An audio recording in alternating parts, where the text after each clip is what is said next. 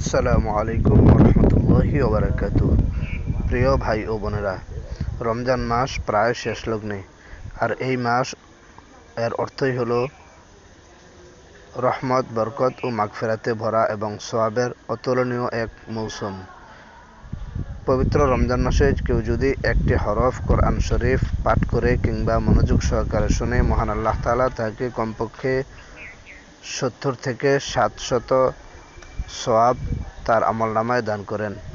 তাই পবিত্র রমজান মাসে একবার যদি কেউ সূরা ইয়াসিন পাঠ করে কিংবা মনোযোগ সহকারে শুনে, মহান আল্লাহ তাআলা তাকে 700 কোরআন খতমের সওয়াব দান করবেন। সুবহানাল্লাহ।